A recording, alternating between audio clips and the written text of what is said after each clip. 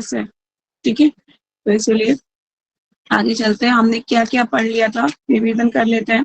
तुलसी महारानी का प्राकट्य हमने स्टार्ट कर दिया था, तुलसी महारानी कैसे प्राकट्य हुआ। तुलसी महारानी पहले कहाँ पे थी, मेरा क्वेश्चन है आपसे।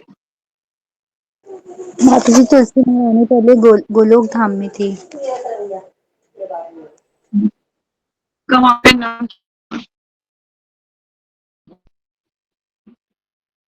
वृंदावन से। यस, ठीक है। उनको श्राप क्यों मिला था? माता जी ये श्राप उनको राधा रानी ने दिया था, क्योंकि कृष्णा के साथ मतलब उनके अंतरंग संबंध हो गए थे, तो जिस वजह से राधा रानी को गुस्सा आ गया था, तो उन्होंने उनको श्राप दिया था धरा धाम पे ह्यूमन बॉडी में जन्म लोगी।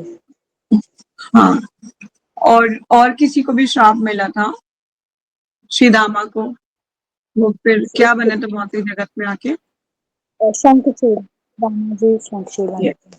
ठीक है, तो मतलब ऐसे ही हमारी स्टोरी में आगे जा रहे हैं। अब जो है इस जगह रिविजन थोड़ा सा कर लेते हैं। अब बद्री का आश्रम जाना चाहिए, वहां तुलसी देवी अपनी इच्छा से तप कर रही हैं और वे ब्रह्म अदृश्य हो गए, तब ब्रह्मा जी अदृश्य हो गए। किससे किसके बीच कन्वर्सेशन चल रही है? शंखचूड़ और ब्रह्मा जी के बीच में। शंखचूड़ ने भी तपस्या करी थी, किसके लिए? तुलसी महारानी को प्राप्त करने के लिए, ठीक है। तो आप चलते हैं आगे, क्या होता है। शिला गुरुदेव श्री प्रभुपाद की जय। मेरी आवाज कम आ सकती है क्योंकि मेरे को स्टमक एक हो रहा है, ठीक है। चलिए, शंखचूड़ जिसकी तपस्या का फल अब पुष्कर में उत्पन्न हुआ था, उसने वे अत्यंत बहुमूल्य कवच अपनी गर्दन में बांध लिया और वे हर्ष से चमकते हुए मुस्कुराते हुए चेहरे के साथ बद्री का आश्रम के लिए चल दिया। बद्री का आश्रम में कौन तपस्या कर रही है? श्रीमती तुलसी महारानी। जैसे मैंने आपको बताया भी था, बद्री का आश्रम इज द बद्रीनाथ धाम, जो कलयुग में जिस नाम से पुकारा जाता है, इज द बद्रीनाथ धाम। बद्रीनाथ मंदिर के पीछे तुलसी का पहाड़ है, तो वहां आज भी तपस्या कर रही है वो, ठीक है। तो कभी आप जाएं तो आप जरूर देखिएगा, वहां पे तुलसी के जो पेटल्स है, तुलसी के जो वो है पत्ते हैं, वो भी अलग शेप में अलग तरीके से होते हैं। उसको मतलब है तो वो तुलसी, पर वो अलग ही शेप है और लंबे से अजीब जैसे कि होते ना, आपको मैं यहाँ पर नहीं है मेरे पास, पर वो मैं आइडेंटिफाई नहीं कर पा रही थी तुलसी है। तो मुझे वहां फिर मैंने उस पत्ते को सूंघा, तो मुझे तुलसी की बहुत तेज आती है ना फ्रेग्रेंस, तो वो फ्रेग्रेंस आई। तो मैंने ओ कृष्णा, यहाँ पे इतनी तुलसी है, इतनी तुलसी है। मतलब लोगों के पैरों में भी आ रहे थे, लोगों को नहीं पता है कि वो कितनी तुलसी थी। वो मतलब तुलसी की गालन चढ़ती है वहां पे, और तुलसी मतलब तुलसी ही तुलसी होती है, इतनी तुलसी होती है। तो क्योंकि नर नारायण है ना, स्वयं नारायण भी वहां पे, तो तुलसी का तो होना स्वाभाविक है। जहाँ वो होंगी वहां तुलसी होनी ही होनी है ना। भगवान विष्णु की पूजा में अगर तुलसी नहीं हो तो वो मतलब कहते हैं पूरी नहीं हुई, ठीक है। तो हम जिस स्टोरी में अब आगे बढ़ रहे हैं, इसमें आपको शालिग्राम की महिमा के बारे में भी पता चलेगा, तुलसी महारानी का उनसे संबंध क्या है वो पता चलेगा, है ना। और तुलसी महारानी क्यों उनकी अंतरंगा शक्ति है, ये भी आपको पता चलेगा। चलिए, तो is very important, is the glories of Tulsi महारानी। चलिए, तो अब शंखचूड़ चल दिया है कहाँ पे? बद्री का आश्रम की तरफ। तुलसी ने शंखचूड़ को उसकी रतन जड़ित विमान में आते देखा, तो वे अपनी किशोरावस्था को सर्वोच्च संपूर्णता की स्थिति में था। दोबारा पढ़ देती हूँ लाइन। तुलसी ने शंखचूड़ को उसके रतन जड़ित विमान में आते देखा, जो अपनी किशोरावस्था की सर्वोच्च पूर्णता की स्थिति में था। वे कामदेव के समान सुंदर चंपक पुष्प के सदृश श्वेत वर्ण वाला और रत्नों से सुसज्जित था। उसका मुख शरद ऋतु के पूर्ण चंद्रमा के सदृश प्रतीत हो रहा था। उसके नेत्र पूर्ण रूप से खिले हुए कमल पुष्पों के समान लग रहे थे और उसके कपोल, उसके कर्ण कुंडलों की चमक से कौंध रहे थे। एक परिजात पुष्प का हार उसकी गर्दन में था। कस्तूरी से बने इत्र, कपूर और चंदन का लेप उसके व्यक्तित्व को सुगंधित कर रहा था। जैसे ही वे तुलसी के समीप आया, तुलसी ने अपनी ओढ़नी की ऊनी चादर में अपना मुख छिपा लिया। तुलसी महारानी ने अपना मुख छिपा लिया अपनी ओढ़नी में, ठीक है। और तिरछी नजरों से उसकी ओर देखते हुए वे मुस्कुराईं और प्रथम मिलन का विचार आते ही मुख पर लाली सहित लज्जा से अपना मुख सिर झुकाया और उसके मुख कमल को उत्सुकता पूर्वक अपने नेत्रों से निहारा। शंखचूड़ ने भी टकटकी लगाकर तुलसी को निहारा। ठीक है, अब वो शंखचूड़ तो वैसे ही विवाह करना चाहता था उनसे, तो शंखचूड़ ने भी टकटकी लगाकर तुलसी को निहारा जब वे पुष्पों से सजी एक सुंदर शैया पर बैठी थी। उनके उसके दांत मोतियों के समान चमक रहे थे, उनके होठ बिंब फल के समान थे, उनकी नाक लालित्यपूर्ण एवं मनोरम थी, कर्ण सुहावरा था और वे शरद ऋतु के चांद के सदृश लग रही थी। उनके सिर के बालों की मांग में के थोड़ा नीचे चंदन के लेप एवं तीव्र सुगंध वाली कस्तूरी का चिन्ह था। उसके सिर उसके सिर उसके थोड़ा नीचे सिंदूर का चिन्ह था। उसकी गहरी नाभि थी, उसके नीचे उदर के 3 मोड़ थे। उसकी उसके उसके पाँव चमकते थे और उनके पाँव चमकदार लाल रंग के। उनके चमकदार पाँव के नख झांकी को हाथ दे रहे थे। पूरी बॉडी का वर्णन है, नीचे तक पैरों तक, है ना। तुलसी सुंदर छनछनाते आभूषणों से सुशोभित थी। उनके सिर के बालों का जूड़ा पुष्प माला से सुशोभित था। शाख के आकार में कर्ण कुंडल उनके कपोलों को अलंकृत कर रहे थे और हीरों का हार उनके वृक्ष स्थल के सौंदर्य को चांद चांद लगा रहा था। वे उंगलियों के बहुमूल्य रत्न अपनी भुजाओं पर शानदार चूड़ियां पहनी हुई थी। शंखचूड़ उनसे बोले, हे सुंदर कन्या, तुम किसकी पुत्री हो? तुम इस जंगल में कैसे आ गई? तुम अत्यधिक भाग्यवान एवं सौभाग्यशाली प्रतीत होती हो। वस्तुतः तुम स्वर्गिक हर्षोल्लास एवं आनंद की का मूर्तिमान हो। स्त्रियों में श्रेष्ठ तुम आकर्षण एवं सुंदरता का आदर्श प्रतीत हो और निश्चित रूप से साधुओं को भी विस्मित एवं चकित कर सकती हो। ठीक है। जब तुलसी ने कोई उत्तर नहीं दिया तो उसने पूछा, हे उदारचित एवं कृपालु, तुम बोलती क्यों नहीं? मैं तुम्हारा सेवक हूँ, अपनी वाणी की मधुर धुन से मेरा अभिवादन करो।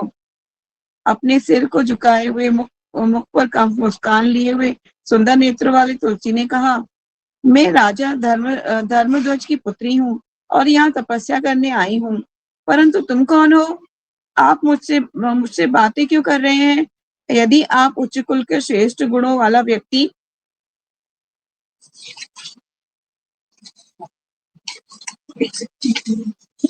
शेष गुणों वाला व्यक्ति पुरुष एक सद्गुणों वाली स्त्री को तो उससे बातें नहीं करता, इसलिए दूर चले जाइए। जहाँ भी आप प्रसन्न रहे, परंतु शंखचूड़ नहीं गए।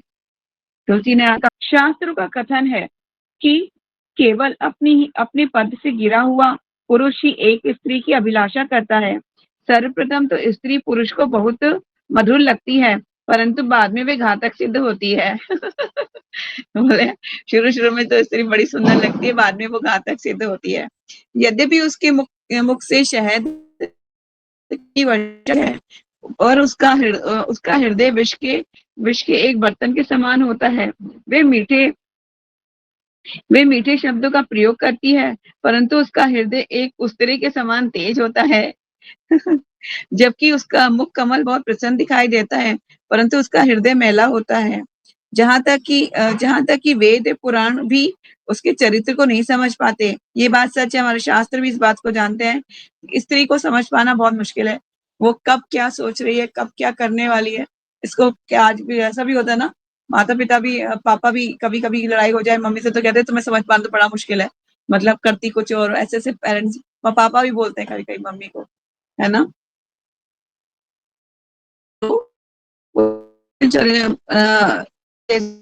उसके नहीं समझ पाते उसके चरित्र की गहराई, क्योंकि स्त्री बोल रहे थे बहुत गहरी होती है, हृदय बहुत विशाल होता है। वो चाहे रूप में मारती है और चाहे को भी माने, मतलब हृदय गहराई होती है और वो सहन शक्ति की मूर्ति होती है। वो सहन करने की उसकी कहते हैं कि बहुत कैपेसिटी होती है, ठीक है? तो उसकी गहराई को नहीं नाप पाते। एक बुद्धिमान पुरुष अधम, नीच या पतित स्त्री को कभी विश्वास नहीं करता है। उसका कोई मित्र या शत्रु नहीं होता, क्योंकि वे केवल नए-नए प्रेमी चाहती है। जब एक स्त्री अच्छी पोशाक पहने तो पुरुष को देखती है, तो वे अंतर मन में उसे चाहने लगती है, परंतु बाह्य रूप से वे एक पवित्र एवं साधारण सुशील प्रतीत होती है। वे स्वाभाविक रूप से कामुकता पूर्ण होती है। ये बात सच है। हमारा श्रीमद् भागवतम कहता है कि एक स्त्री एक पुरुष की तुलना में 9 टाइम्स ज्यादा कामुक होती है। हमारे शास्त्र बोलते हैं, ठीक है, 9 टाइम्स ज्यादा। तो इसीलिए बोला जाता है कि the girl should be a shelter in someone, ठीक है। पहले स्त्री अपने पिता के शेल्टर में होती है, उसके बाद वो अपने पति के शेल्टर में होती है, और जब वो बूढ़ी हो जाती है तो अपने अपने बड़े बेटे के शेल्टर में रहती है। तो इसीलिए बोला जाता है कि उसको किसी ना किसी के शेल्टर में रहना कंपलसरी है। हाँ, प्रभुपाद जी भी बोलते हैं, it's a very much compulsory, ठीक है। आप श्रीमद् भागवतम का जब 3rd कैंटो उठाएंगे तो वहां पर देवहूति माता कपिल मुनि का संवाद है, उसमें साफ साफ ये बात बताई जाती है, ठीक है। तो हमारे शास्त्र ये बोलते हैं कि वो कामुकतापूर्ण होती है, पुरुष के मन को आकर्षित कर लेती है और उत्सुकता पूर्वक संभोग में संलग्न हो जाती है। यद्यपि बाहर से वे अपनी काम वासना को छिपा लेती है। यस, होता है, बाहर से लगेगा कि नहीं है, पर इंटरनल ऐसी होती भावनाएं, और सीधी कुशल प्रतीत होती है। परंतु जब वे अपने प्रेमी से एकांत में छिपकर मिलती है तो वे उसे निगलने की लिए तत्पर रहती है। जब वे उसके साथ संभोग नहीं कर पाती तो वे अपमान महसूस करती है, उसकी भावनाओं को ठेस पहुंचती है और वे नाराज होती है। उसका शरीर क्रोध से जलता है और वे झगड़ा करना प्रारंभ कर देती है। उसका तीव्र यौवनाकर्षण पूर्ण संतुष्ट हो जाता है तब वे प्रसन्न हो जाती है, और असंतुष्ट रहती है और दुखी हो जाती है। एक स्त्री मधुर स्वादिष्ट भोजन पेय पदार्थों से अधिक एक अच्छे प्रेमी को पसंद करती है। वे अपने प्राणों से भी अधिक प्रिय होता है। उसे वे क्या होता है, अपने प्राणों से भी अधिक प्रिय होता है। यदि प्रेमी नपुंसक या असमर्थ हो जाता है या बूढ़ा हो जाता है तो वे उसे एक शत्रु समझने लगती है। परिणाम स्वरूप झगड़ा एवं क्रोध उत्पन्न हो जाता है, और तब वे उसका ऐसे भक्षण करती है जैसे एक सर्प चूहे को खाता है। वे अविवेक और मूर्तिमान रूप है और पापों की खान है। एक स्त्री पाषंडी, ढोंगी और जिद्दी और अविश्वासी होती है, यहाँ तक कि ब्रह्मा और अन्य देवताओं भी उसके द्वारा धोखा खा जाते हैं। वे तपस्या के पथ पर एक बाधा है, मुक्ति के पथ में बाधा है। अभी ज्यादा ही मतलब वो स्त्रियों की वर्षना कर रही है। क्यों?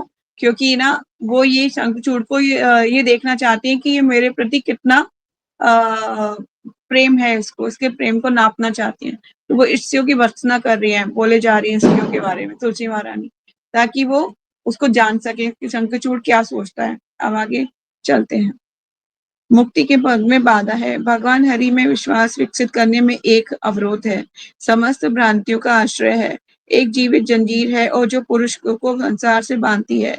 वे एक जादूगर के समान है जो सपने की तरह मिथ्या है, और वे बहुत सुंदर प्रतीत होती है, परंतु वे मल, मूत्र और रक्त का पात्र है। ये बात तो सच है, हमारी बॉडी में कुछ नहीं है। क्या है? मल और मूत्र और रक्त है, इसके अलावा कुछ नहीं है। बस पैकेजिंग अच्छी है, उसे देख देख के लोग कहते हैं oh you are looking very beautiful, है ना। लेकिन है क्या? इंटरनल अगर उसको पील करें ना, जैसे हम कोई केस से खीरा और मूली को पील करते हैं तो अंदर की बॉडी दिखती है ना, इस तरह से हमें कोई पील करे तो उसे क्या मिलेगा? खून और मल, ठीक है, ये सारा कुछ मिलेगा। जब भगवान ने उसकी रचना की तो उन्होंने ऐसी व्यवस्था की जिससे वे धोखा खाने वालों के लिए धोखे भ्रांति की मनोदशा बन जाए। जो व्यक्ति मुक्ति की कामना करते हैं उनके लिए विष बन जाए। अतः किसी भी कीमत पर एक स्त्री की अभिलाषा नहीं करनी चाहिए और हर प्रकार से उसे बचकर रहना चाहिए। तुलसी महारानी पूरा मतलब बहुत ही भर्त्सना कर रही है स्त्रियों की, बहुत ज्यादा। आप लोगों को सुन के लग रहा होगा इतनी तो खराब नहीं होती हैं स्त्रियां जितनी तुलसी महारानी बोल रही है ना। चलिए शंखचूड़ मुस्कुराए और तब उन्होंने उत्तर दिया, हे देवी, जो भी आपने कहा पूर्ण रूप से मिथ्या नहीं है। ये आधा सत्य है और आधा झूठ है। सृष्टिकर्ता ने पवित्र एवं अपवित्र स्त्रियां दोनों ही आई हैं। जो हमारे सृष्टिकर्ता है उन्होंने दो तरीके की स्त्रियां बनाई हैं, कुछ अपवित्र है और कुछ पवित्र। ठीक है, एक प्रशंसनीय है और दूसरी नहीं। पवित्र स्त्रियों के उदाहरण लक्ष्मी जी, आप नोट कर सकते हैं पवित्र स्त्रियों के उदाहरण में कौन कौन आती है। लक्ष्मी जी, सरस्वती, दुर्गा, सावित्री, श्रीमती, राधिका। राधे रानी का नाम ना ऐसा तो हो ही नहीं सकता। ठीक है, तो मैं दोबारा बोल देती हूँ। पवित्र स्त्रियों का उदाहरण में श्री लक्ष्मी जी, सरस्वती, दुर्गा, सावित्री और श्रीमती राधा रानी। वे स्त्रियां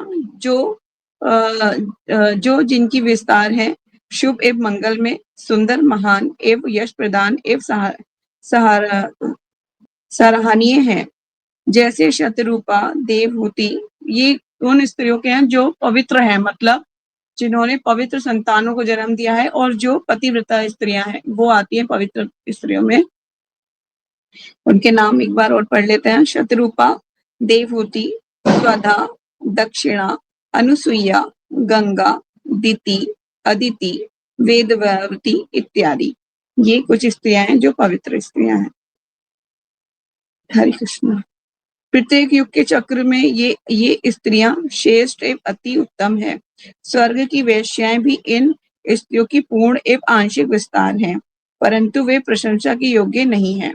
स्वर्ग में जो वैश्या मतलब किन्हें कहा जाता है कि अप्सरा, जिसे वहां की लैंग्वेज में अप्सरा बोला जाता है, उनको भी अच्छा नहीं बोला जाता, क्योंकि वो इंद्र को प्रसन्नता के लिए नाचती हैं, उनकी प्रसन्नता के लिए, तो उनको अच्छा नहीं बोला जाता, प्रशंसनीय और प्रशंसा के योग्य नहीं है। जैसे कि स्वर्ग की अप्सराओं के नाम जो है, एक तो है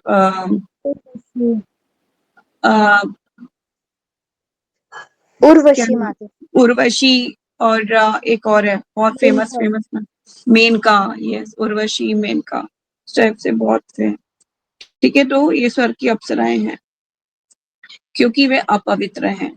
ठीक है, अपवित्र क्यों है, कोई बता सकता है आप लोगों में से?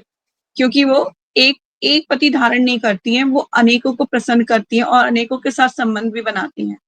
जैसे कि एक एग्जाम्पल मुझे याद है कि अर्जुन भी स्वर्ग गया था।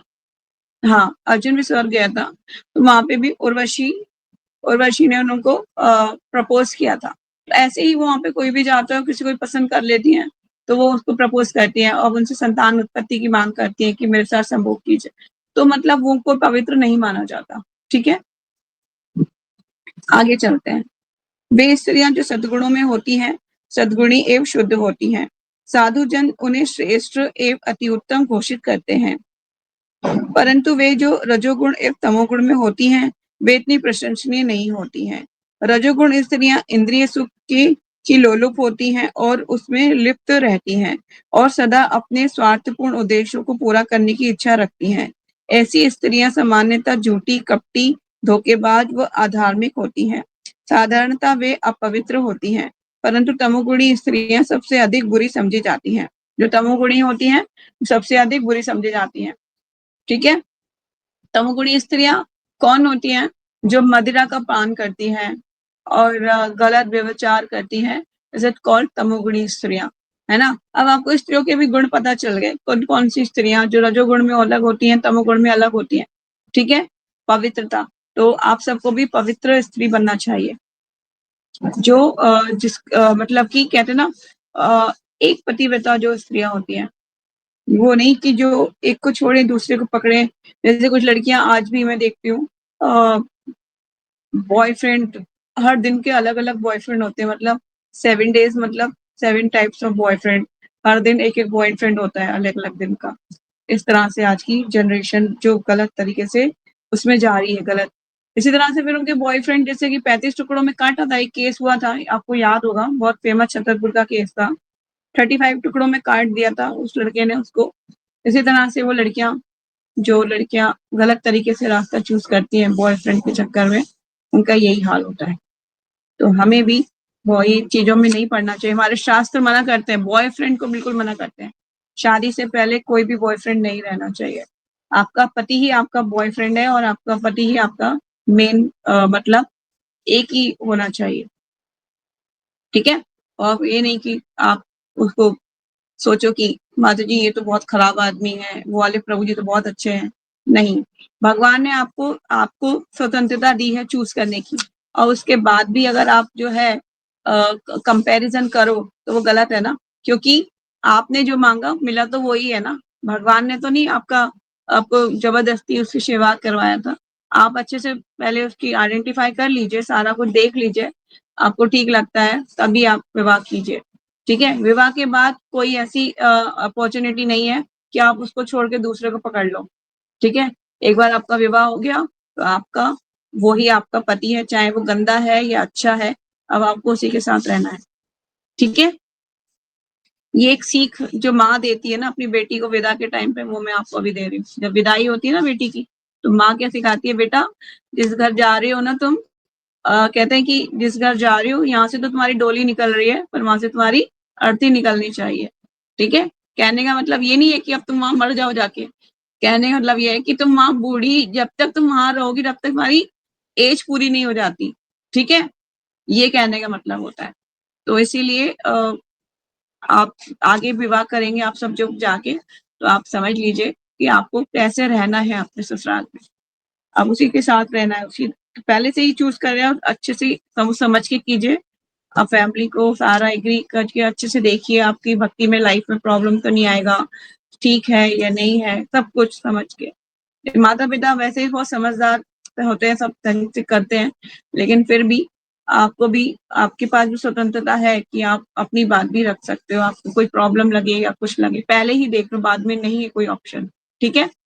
वो स्त्रियाँ पवित्र होती हैं, जो एक पतिव्रता को धारण करती है पद, इसलिए मैंने कैटेगरीज बता दी आपको। तो यहाँ पे जो 3 कैटेगरीज बताई गई हैं, सतोगुणी अलग होती हैं, रजोगुणी अलग होती हैं और तमोगुणी अलग होती हैं। पता चल गया ना आपको? आप इज़िली आइडेंटिफ़ाई कर सकते हो आप। आपके सामने कुछ गर्ल्स आपको कैसे भी दिखेंगी, आपको पता चल जाएगा आपको कि वो तमोगुणी स्त्रियाँ हैं।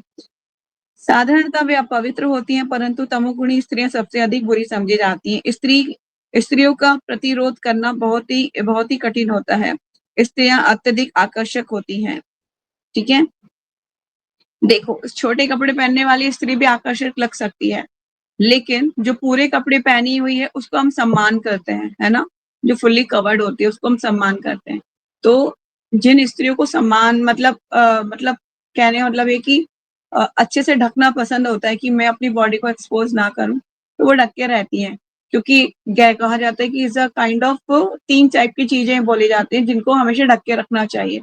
क्या-क्या होता है वो? ये पहला होता है स्त्री, जिसको हमेशा ढक के रखना चाहिए। दूसरा होता है आपका भोजन, भोजन को हमेशा ढक के खाना चाहिए, ठीक है? जो आजकल ओपनली रैप करा और खा रहे हैं ऐसे करके खा रहे हैं, नहीं, ढक के भोजन को खाइए। तीसरा बोला जाता है धन, धन को हमेशा छुपा के ढक के रखना चाहिए। ऐसे ओपन में रखेंगे तो चोर चुरा के ले जाएँगे, है ना? इस तरह से स्त्री भी अगर ओपन में ऐसे घूमेगी तो उसके साथ भी रेप हो सकता है, जैसे केसेज़ आज बढ़ रहे हैं। और सर भोजन अगर ओपन में रहेगा तो क्या हो जाएगा, वो दूषित हो जाएगा, उसमें कीड़े-मकोड़े सब आके इसमें गिरेंगे, तो आपके खाने लायक ही नहीं रहेगा। इसी तरह से 3 चीज़ें बहुत इम्पोर्टेंट हैं, जिन्हें हमेशा ढक के रखना चाहिए। चलिए, स्त्रियों का प्रतिरोध करना बहुत कठिन है क्योंकि वे अत्यधिक आकर्षक होती हैं। एक गुणवान व्यक्ति जनता के समक्ष या एकांत में कभी भी दूसरे पुरुष की पत्नी के सामने प्रेम नहीं जताता या कोई ऐसा कार्य नहीं करता जिसका परिणाम अप्रिय हो। परंतु मैं तुम्हारे पास ब्रह्मा के आदेश से आया हूँ। गंधर्व संस्कार के अनुसार तुमसे विवाह करने के लिए आया हूँ। वो कह रहे हैं किस लिए आया हूँ मैं? ब्रह्मा जी के आदेश से आया हूँ और तुमसे क्या विवाह कौन सा विवाह करना चाहता हूँ? गंधर्व संस्कार के अनुसार विवाह करना चाहता हूँ। विवाह भी कई तरीके के होते हैं, ठीक है ना? तो गंधर्व संस्कार के अनुसार विवाह करना चाहता हूँ। चंद्रचूड़ ऐसा बोल रहे हैं। Page number 22। अब वो अपना इंट्रोडक्शन दे रहे हैं। मेरा नाम शंखचूड़ है। जब देवता मुझे देखते हैं तो वे भय के कारण भाग जाते हैं। अपने पूर्व जन्म में मैं गोलोक में रहता था। उसे जैसे पहले भी हमने बताया कि उनको पूर्व जन्म का स्मरण है। किसको? शंखचूड़ को और तुलसी को भी, वृंदा को भी, ठीक है? इन दोनों को पूर्व जन्म का स्मरण है। मेरा नाम शंखचूड़ है और जब देवता मुझे देखते हैं तो वे भय के कारण भाग जाते हैं। अपने पूर्व जन्म में मैं गोलोक में रहता था और सुदामा नाम का एक ग्वाल बाल था। मैं श्री कृष्ण के सेवकों में से एक उनका घनिष्ठ मित्र था। मैं 8 प्रसिद्ध एवं प्रख्यात ग्वाल बालों में से एक था। एवं श्रीमती राधा रानी ने मुझे 1 वर्ष मुझ श्री अतएव तब श्रीमती राधा रानी ने मुझे भारतवर्ष में एक असुर परिवार में जन्म लेने का श्राप दिया। कृष्ण की कृपा से और उनके मंत्र द्वारा मैं एक जाति स्मरण रहा, मतलब उन्हें स्मरण रहा, पूर्व जाति, जिन्हें अपने पूर्व जन्म का स्मरण रहता है उसे क्या कहते हैं, जाति स्मरण। एक जाति स्मरण हूँ, अर्थात मैं अपने पूर्व जन्म के इतिहास को जानता हूँ। तुम भी एक जाति स्मरण हो, अतः तुम जानती हो कि तुम अपने पूर्व जन्म में गोलोक में राधा रानी तुम्हें कृष्ण के साथ अकेले अकेले में देखकर क्रोधित हुई और तुम्हें यहाँ भारतवर्ष में जन्म लेने के लिए श्राप दिया। ठीक है, पूरा वो इतिहास बता रहे हैं कि मैं था वहां पर, तुम भी वहां पे थी, तुम्हें भी स्मरण है, मुझे भी स्मरण है। गोलोक में तुम्हारे संग में रहने की मेरी बहुत तीव्र इच्छा थी, परंतु मैं श्रीमती राधा रानी से डरता था। मैंने ऐसा नहीं किया था। ये कहकर शंखचूड़ ने बात करना बंद कर दिया। तुलसी मुस्कुराई और प्रसन्न होकर बोली, आप जैसे व्यक्ति इस संसार में बहुत प्रसिद्ध हैं और अच्छी स्त्रियां ऐसे पतियों की कामना करती हैं। आपने वाद विवाद में मुझे परास्त कर दिया। जिसको परास्त करके एक स्त्री विजयी हो जाती है, ऐसा पुरुष बहुत अशुद्ध या अपवित्र होता है और सामान्य तौर पर लोगों द्वारा उसकी निंदा भर्त्सना होती है। वेदों में कहा गया है कि एक पुरुष जिस पर एक स्त्री विजय प्राप्त कर लेती है, वह सदा ही अशुद्ध या अपवित्र रहता है। केवल जब उसका शरीर जलाकर राख कर दिया जाता है तो वह शुद्ध बन पाता है। वो एक उदाहरण बता रही है कि जो पुरुष स्त्रियों से हार जाते हैं, मतलब जिन पर स्त्रियां शासक करती हैं, मतलब कि वो बोलती हैं बैठ जाओ तो वो बैठ गया, उठ जाओ तो उठ गया, खा लो तो खा लिया, सो जाओ तो सो गया। जो पुरुष ऐसा होता है ना, मतलब जोरू, जिसे हिंदी में एक लैंग्वेज बोलते हैं जोरू का गुलाम, तो वो कहते हैं, वो तुलसी महारानी उसको कह रही है, मैं नहीं कह रही, तुलसी महारानी कह रही है कि वो अपवित्र पुरुष होता है।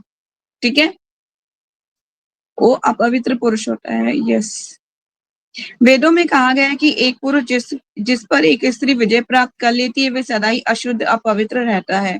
केवल केवल जब उसका शरीर जलाकर राख कर दिया जाता है तो वह शुद्ध बन पाता है। पूर्वज और देवतागण उसे पुष्प इत्यादि की भेंट स्वीकार नहीं करते। जो उसकी पुष्प स्वीकार, देवतागण जो होते हैं उसको जब पुष्प भी देगा उनको, तो स्वीकार नहीं करेंगे। ऐसे पुरुष जिनके हृदय पूर्ण रूप से स्त्रियों द्वारा परास्त करके उनके वश में होते हैं, वे अपने ज्ञान, तपस्या, जप, यज्ञ, ध्यान, पूजा, इस शिक्षा और यश का कोई फल प्राप्त नहीं कर पाते। मैंने ये जानने के लिए कि आपकी परीक्षा ली कि आप ज्ञान के कितने प्रगाढ़ हो। स्त्री को अपना पति पुरुष के गुणवान होने की योग्यता और उसके दोषों का परीक्षण करके चुनना चाहिए। जैसे मैंने आपको बोला कि आपको अपने जो होने वाले पति को दोषों को और उसकी गुणों का परीक्षण कर लेना चाहिए, जांच लेना चाहिए कि उसमें कौन-कौन से इट्स हैं और कौन से बट्स हैं, है ना? कौन-कौन से उसमें दोष हैं। हम गुण तो पूछते हैं, हाँ प्रभु जी कितनी माला करते हो, प्रभु जी अच्छा आप किनसे दीक्षित हो, आपकी हॉबीज क्या है, आपका कलर्स फेवरेट कौन सा है। ये बातें तो हम लोग करते रहते हैं। जब भी आप किसी से आपका आगे विवाह होगा तो आप ये बातें करोगे, लेकिन आपको ये पूछना चाहिए, प्रभु जी आपके अंदर दोष कौन सा है, आपको क्या बुरा लगता है, आपको कौन सी बात बुरी लगती है, आपको आपका स्त्रियों के प्रति क्या आपकी मनोदशा है। तो तुलसी महारानी बहुत स्मार्ट है, उन्होंने पहले ही स्त्रियों की इतनी भर्त्सना कर दी ताकि शंखचूड़ को लगे कि हाँ स्त्रियां बहुत खराब होती है। तो पहले ही उन्होंने सारी बातें बोल के उसको जज कर लिया, परीक्षा ले ली उसकी। तो इस तरह से हमें जो है सारी बातों को आइडेंटिफाई करना चाहिए। तो वो बोल रही हैं, क्या बोल रही हैं वो, कि मैंने ये जानने के लिए आपकी परीक्षा ली कि आप ज्ञान में कितने प्रगाढ़ हो। स्त्री को अपना पति पुरुष गुणवान होने की योग्यता और उसके दोषों का परीक्षण करके चुनना चाहिए। यदि कोई अपनी पुत्री का विवाह ऐसे पुरुष से करता है जो उसकी जो अच्छी योग्यताओं में से रहित है, बूढ़ा है, अज्ञानी है और निर्धन है, अनपढ़, रोगी और बदसूरत, क्रोधी, कर्कश, निर्दयी या कठोर है, अंधा है, जो अपंग, बहरा, गूंगा, निष्क्रिय या नपुंसक, असमर्थ है, वह पाप कर्म वह तब ये पाप कर्म एक ब्राह्मण की हत्या करने के पाप कर्म के बराबर है। पर अगर कोई ऐसे इंसान को चूज करता है जो यहाँ पर बोला जा रहा है, तो वो कर ले कि एक ब्राह्मण की हत्या की जैसे पाप लगता है तो उसके बराबर है। यदि कोई अपनी पुत्री का विवाह एक किशोर वैष्णव के साथ करता है, तो वे जो विद्वान, पूर्णता योग्य और शांत है, तब वे 10 अश्वमेध यज्ञ संपन्न करने का फल प्राप्त करता है। तो अपनी मम्मियों को बता दीजिए, मम्मी अगर आप हमारा विवाह एक वैष्णव से करेंगी तो आपको क्या मिलेगा? अश्वमेध यज्ञ का फल मिलेगा। जो 10 अश्वमेध यज्ञ करने का फल, आप जो कन्यादान करेंगे आपको अश्वमेध यज्ञ करने का फल प्राप्त होगा। तो ये लाइन आप हाईलाइट कर लीजिए, आपके पास हाईलाइटर हो तो अपनी मम्मी को पढ़ाइएगा।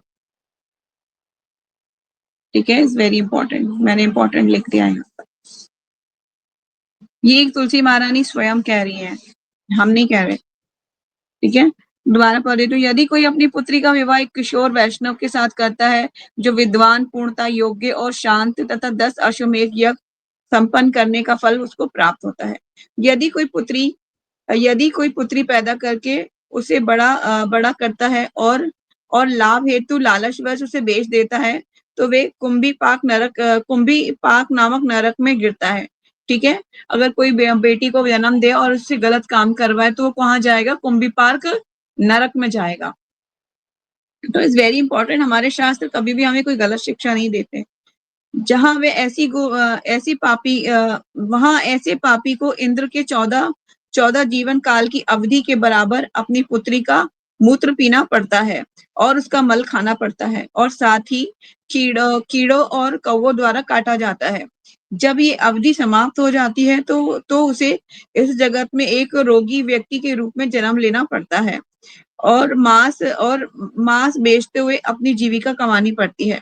तो अभी सोच लीजिए, जो लोग मांस बेचते हैं वो लोग कहाँ से आए हुए हैं? यहाँ पे जो वर्णन किया गया है ना, जो यहाँ पे वर्णन किया गया है, उन्होंने पहले पूर्व जन्म में ये काम किए, फिर नरक की यातनाएं भोगी, फिर नरक की यातना भोगने के बाद, मनुष्य शरीर मिलने के बाद फिर वो मांस बेच रहे हैं।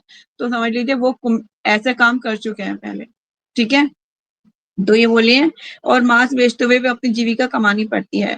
जब तुलसी देवी ने बोलना बंद किया, तब अचानक वहां ब्रह्मा जी प्रकट हो गए। अब ब्रह्मा जी आ चुके हैं। शंखचूड़ तुलसी द्वारा उन्हें सादर सम्मान देने के पश्चात ब्रह्मा ने कहा, अब श्लोक है ये, शिव पुराण का श्लोक है, हरे कृष्ण, की करोषि शंखचूड़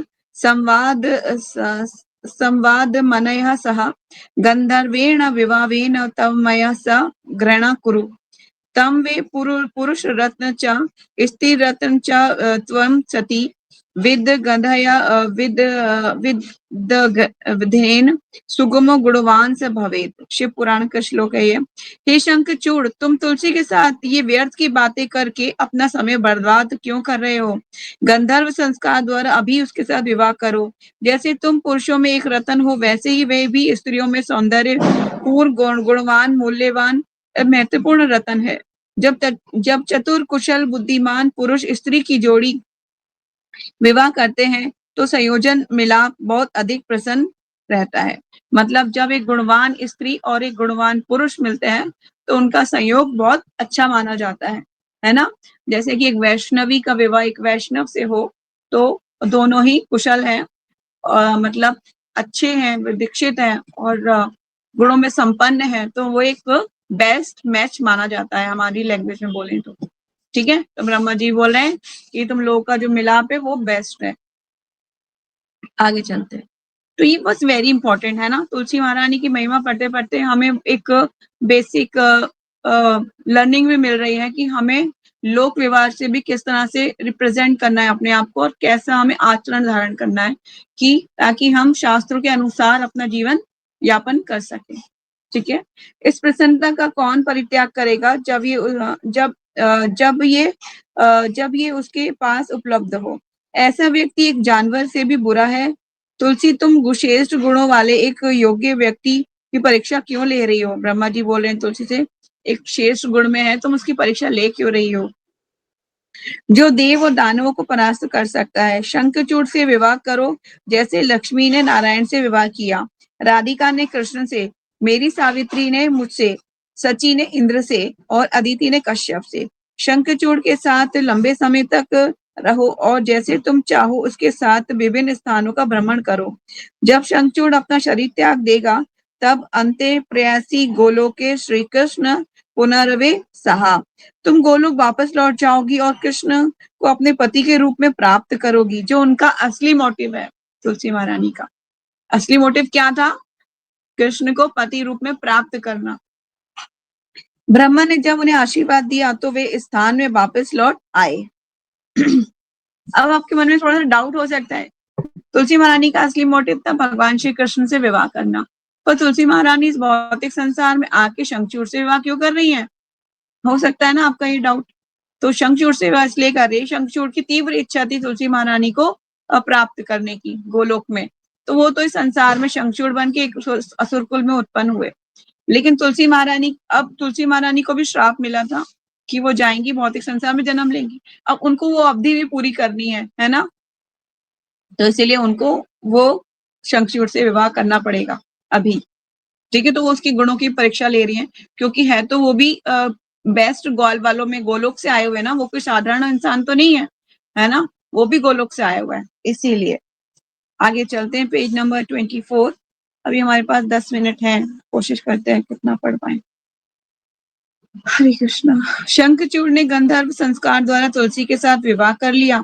विवाह की महिमा का गुणगान करते हुए देवताओं ने अपने अपने ढोल बजाए और आकाश से उन पर फूलों की वर्षा करी।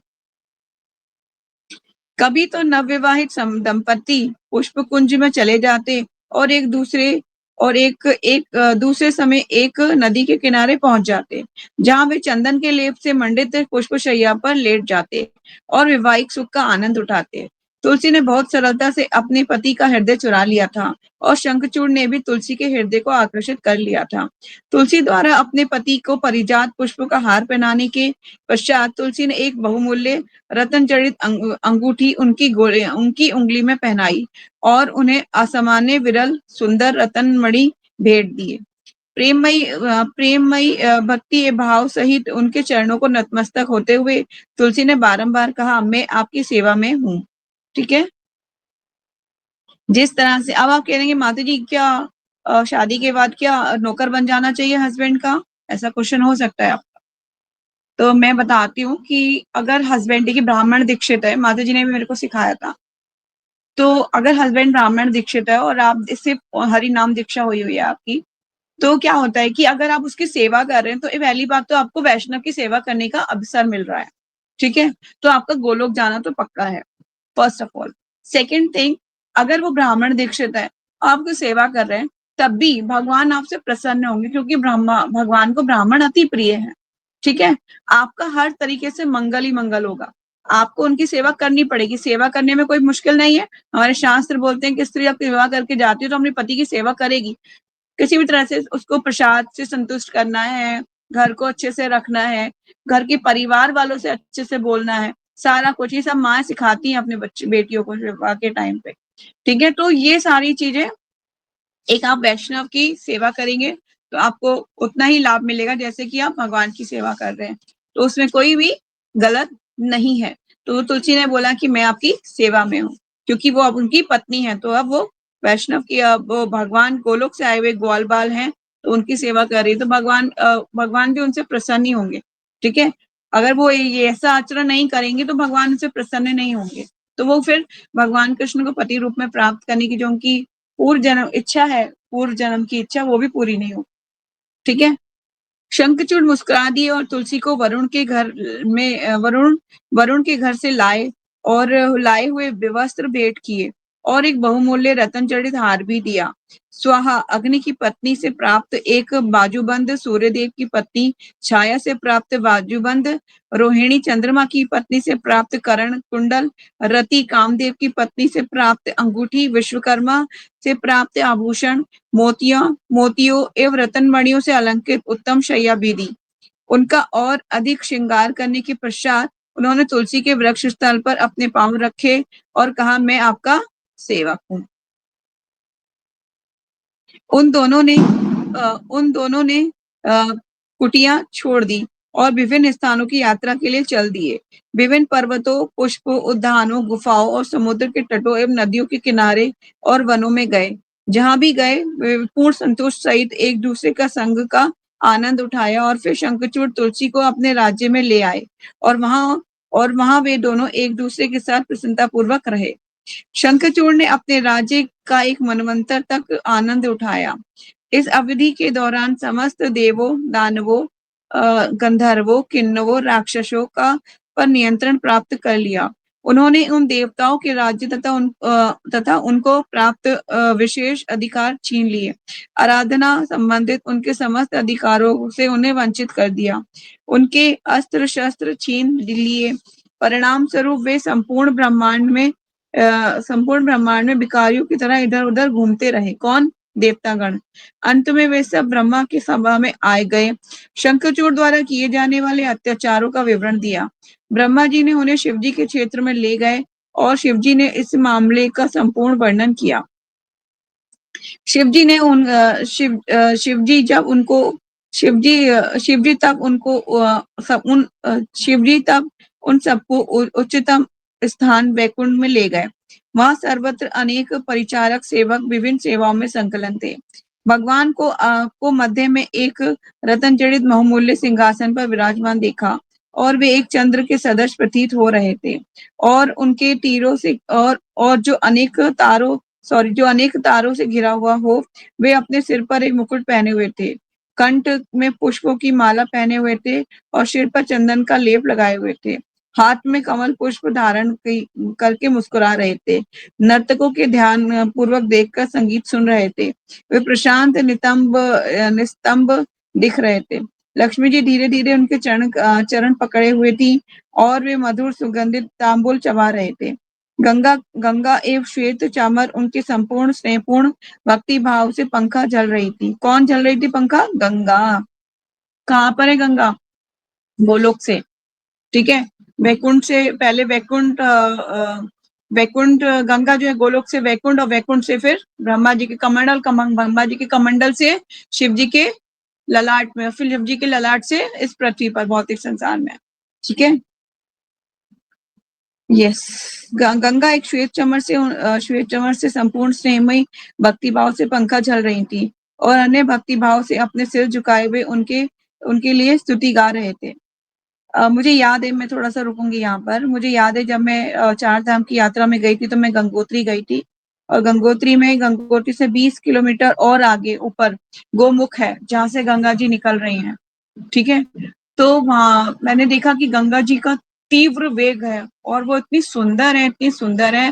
वहां पे गंगा जी का मंदिर भी है और वो उनका जो जल है वो इतना शीतल और इतना ठंडा था, बहुत ज्यादा, क्योंकि वो ग्लेशियर्स, अगर हमारी लैंग्वेज में बोलो तो वो ग्लेशियर से आ रही है, पर वो कहाँ से आ रही है? शिव जी की जटाओं से आ रहा है उनका जल, गोमुख से। ठीक है, तो मेरे मन में ये लगा कि गंगा जी और वैकुंठ भगवान के अंगूठे से निकली हुई है। वो भगवान के पैर के अंगूठे से, उनका भागवतम आप पढ़ोगे तो भगवान के पैर के अंगूठे से गंगा जी निकली है। तो कितनी ज्यादा पवित्र है वो। उनका जब मैं उनको देख रही तो मन में मतलब अजीब एक शांति थी और एक खुशी भी बहुत थी कि जो हम पढ़ते हैं शास्त्रों में और जो चीज हमें बताई जाती है वो चीज एज इट इज हमारी आंखों के सामने दिख रही है। तो इस फीलिंग सो ब्लेस्ड और मुझे लग रहा था हाँ कि ये कहीं पे भी मिथ्या नहीं है, ये कहीं पे भी इमेजिनेशन नहीं है कि किसी ने ऐसी बता दिया हो, ऐसा ऐसा था नहीं। It's true, everything is true. शास्त्रों में जो लिखा हुआ है वो सब सच है, सत्य है और शास्त्रों पर संदेह करना भी नहीं चाहिए। जो लोग शास्त्रों पर संदेह करते हैं वो कहते हैं कि वो भगवान उनसे प्रसन्न नहीं होते। ठीक है, तो सब कुछ ट्रू है। तो गंगा एक श्वेत चंवर से बहुत स्नेहपूर्वक भक्तिभाव से पंखा झल रही थी और अन्य भक्तिभाव से और अन्य लोग भक्तिभाव से अपने सिर झुकाए हुए उनकी स्तुति गा रहे थे। ब्रह्मा व अन्य देवताओं ने भगवान विष्णु को प्रणाम अर्पित किया और उन्होंने जैसे ही प्रणाम किया उनके नेत्रों से अश्रुधारा बह निकली और भाव विवेश में उनकी आवाज अवरुद्ध हो गई। जब ब्रह्मा ने अपने दोनों हाथ जोड़कर और नतमस्तक होकर शंखचूड़ के कार्यों के विषय में जानकारी दी। भगवान श्री हरि मुस्कुराए और बोले, हे ब्रह्मा, मैं शंखचूड़ के विषय में सब कुछ जानता हूँ। अपने पूर्व जन्म में मेरा महान भक्त गोलोक का एक बहुत कर्मठ ओजस्वी ग्वाल बाल था। हरे कृष्णा। उसका नाम सुदामा था और वे मेरा मुख्य परिचारक सेवक था। अब वे एक दानव है और क्योंकि गोलोक में श्री राधा ने उन्हें श्राप दिया था। एक दिन मैंने राधा का संग छोड़ा और ब्रजा नामक गोपी के साथ रास नृत्य के क्षेत्र में चला गया। राधा ने शीघ्र ही अपनी एक परिचारिका को उससे सुना कि मैंने ब्रजा के संग प्रेम वार्तालाप किया है, तो वे क्रोध में अपनी सेविका सहित तेजी से ये देखने के लिए वहां पहुंची कि क्या ये सच था। ये देखकर कि ये सब सच था, राधा ने तत्काल ही ब्रजा को एक नदी के रूप में परिवर्तित कर दिया। ठीक है, ये कहानी हमने सुनी हुई है ना, ग्लोरियस श्रीमती राधा रानी में। Page number 26। मैंने भी स्वयं को अदृश्य कर दिया, इसलिए राधा अपनी सेविकाओं के साथ क्रोधित होते हुए घर की ओर दौड़ी। उस समय सुदामा ने देखा कि राधा ने मुझे बहुत अधिक डांटा फटकारा, फिर भी मैं शांत रहा, परंतु सुदामा ये सब सहन न कर सका, अतः उसने मेरी उपस्थिति में राधा को डांट दिया।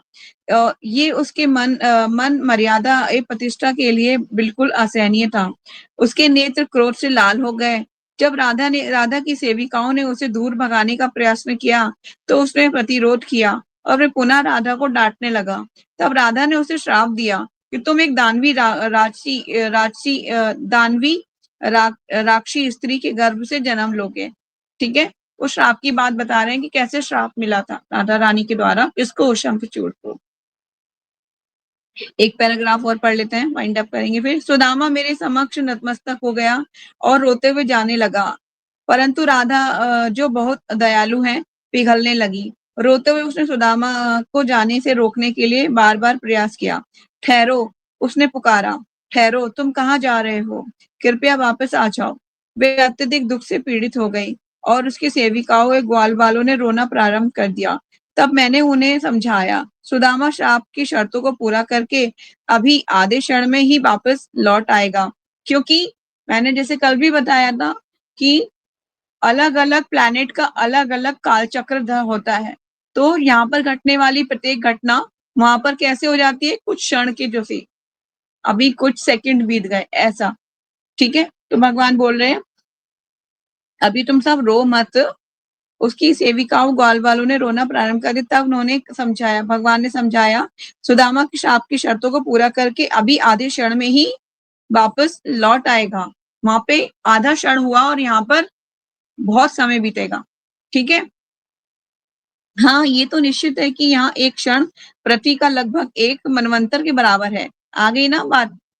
भगवान बोल रहे हैं कि हाँ ये सच है, हाँ ये तो निश्चित है कि यहाँ का एक क्षण पृथ्वी पर लगभग एक मनवंतर के बराबर है। जब मैं सुदामा को पुकारा, हे सुदामा, तो जब श्राप की अवधि समाप्त हो जाए कृपया यहाँ वापस आ जाना। ठीक है, तो यहाँ पर मनवंतर बीत जाते हैं और वहां पर कुछ क्षण ही बीतते हैं। तो हमने यही वाइंड अप करेंगे, बाकी हम कल कंटिन्यू करेंगे। कोई डाउट है, कोई क्वेश्चन है तो आप लोग पूछ सकते हैं। हरे कृष्णा। यस माता जी, मुझे पूछना था, जैसे इसमें बताया गया है कि पति और पत्नी के बारे में, तो मतलब वैसे आइडियली देखा जाए तो पति और पत्नी की एक दूसरे के प्रति क्या ड्यूटीज होती हैं? क्या ड्यूटीज होती हैं? देखिए, एक पति का कार्य होता है कि वो अपनी पत्नी को, जो श्रीमद् भागवतम के अनुसार मैं आपको बताती हूँ, जो वहां मैंने पढ़ा था, एक पति का ये कर्तव्य है कि वे अपनी पत्नी की पूर्ण तरह सुरक्षा करे। ठीक है, हर तरीके से। और सुरक्षा से मतलब है कि किसी के नेत्र मतलब कि किसी के द्वारा वो सताई ना जाए, कोई उसका पूरी तरह से उसे प्रोटेक्शन करे, है ना? जैसे कि बाहर के लोग उसे कुछ बोलें तो वो उन्हें बोलने का अधिकार ना दे कि वो उन्हें कोई बोले, कोई भी चीज़। सेकंड थिंग, और अपनी पत्नी को पूर्णतः संतुष्ट रखे। संतुष्ट कैसे होती है एक स्त्री? उसको कपड़ा, उसको कपड़ा, धन जो भी चाहिए, पुत्र चाहिए, ये सारी चीज़ें उसको दी जाएँ। घर दिया जाए, उसको रहने के लिए घर दिया जाए। देवहूति ने जो कंदर्प मुनि हैं उनसे ये डिमांड करी थी कि मुझे आप क्या दीजिए? मुझे रहने के लिए घर दीजिए, ठीक है? और वस्त्र दीजिए, आभूषण दीजिए और एक पुत्र दीजिए। ये बेसिक नीड्स हैं जो एक स्त्री को विवाह के पश्चात चाहिए होती हैं अपने पति से, ठीक है? और सुरक्षा, ये भी एक इम्पोर्टेंट है कि सुरक्षा भी प्रदान करना। जब घर होगा तो वो सुरक्षित रहेगी। कोई भी चीज़ होती है तो पहले हस्बैंड को ही बोला जाता है कि आप आगे जाइए, स्त्री कभी फर्स्ट आगे नहीं जाती, ठीक है? तो ये एक हस्बैंड की ड्यूटी होती है। तो वाइफ की ड्यूटी होती है कि वे अपने पति को किसी के सामने पब्लिकली ना एक्सपोज़ करे उसको। अरे, अरे! ये तो बहुत सुबह तक सोते रहते हैं, इनकी माला भी अच्छे से नहीं होती है। मतलब इस तरह से उनको पब्लिकली उनको एक्सपोज़ करना, वो नहीं होना चाहिए। सेकंड थिंग जो है, स्त्री को ये अच्छे से पता होना चाहिए कि पति को कैसे खुश करना है। उसको उसकी बेस्ट कुकिंग, उसको कुकिंग में बेस्ट होना चाहिए। उसको घर के कामों में निपुण होना चाहिए, ठीक है?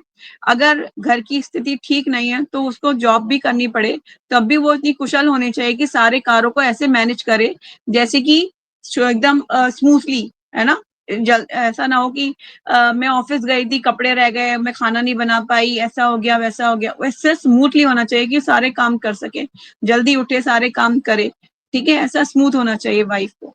अगर अपने उसके पति उनसे अगर नीड है कि जॉब करवाना चाहते हैं तब, तो ये सारी क्वालिटीज़ मैंने कुछ ही क्वालिटीज़ बताई हैं, बहुत लंबा ये तो बहुत लंबा ही विषय है, ये बताना तो। जब आपका विवाह होगा तो मैं आपको बहुत डिटेलिंग में बताऊँगी। अगर मेरे को अपॉर्च्युनिटी मिली बताने की तो आपकी मदर ने दी तो, क्योंकि जनरली माताएँ ऐसा अलाउड नहीं करती हैं कि बेटी के पास बहुत ज़्यादा कोई बैठे, ठीक है? तो ये होता है। तो वाइफ़ को बेस्ट कुकिंग तो हमेशा आनी चाहिए, इतनी निपुण होनी चाहिए। अपने काम को दीर्घसूत्री ना बनाए, मतलब कि कोई भी काम पड़ा हुआ है, हाँ, हो जाएगा ना माताजी, अभी ज़रा मैं रिलैक्स करना चाहती हूँ, रील देखना चाहती हूँ, यूट्यूब रील्स, तब मेरा काम होगा। नहीं, काम को फर्स्ट प्रेफ़रेंस देके आपको अपने बेसिक काम को पूरा करना चाहिए। भगवद गीता में भगवान कहते हैं कि वो इंसान को अच्छा नहीं मानते भगवान कि जो दीर्घसूत्री होता है हर कार्य करने के लिए। हाँ, हो रहा है, धीरे, धीरे, धीरे हो रहा है। नहाएँगे तो घंटों में 1 घंटे में नहा के निकलते हैं। नहीं, काम को जल्दी-जल्दी निपटाइए और बेस्ट तरीके से कीजिए, है ना? अगर आप फिज़िकली फिट हैं, तो अपने काम को बेस्ट तरीके से कीजिए, नहीं दीर्घसूत्री है, रात तक पड़ा हुआ है काम, नहीं। खाना बनाना है जल्दी से, जो भी काम है स्मूथली करना आना चाहिए, बहुत एक्टिव रहना चाहिए, फिज़िकली हो, आपको पूरी तरह से अपने आप को भी एक्टिव रखना है, अपने शरीर को भी ठीक रखना है और अपने कार्यों को भी स्मार्टली करना आना चाहिए, ठीक है? और कोई question? No doubt? No okay, तो डाउट। फिर हम कल, क्योंकि इस इज़ वेरी इम्पोर्टेंट, तुलसी महारानी के बीच की जो शंखचूड़ का संवाद है बहुत अच्छा था और इससे बहुत सारी शिक्षाएँ हमें प्राप्त हुई आज, है ना? होपफुली आपको भी अच्छा लगा हो। चलिए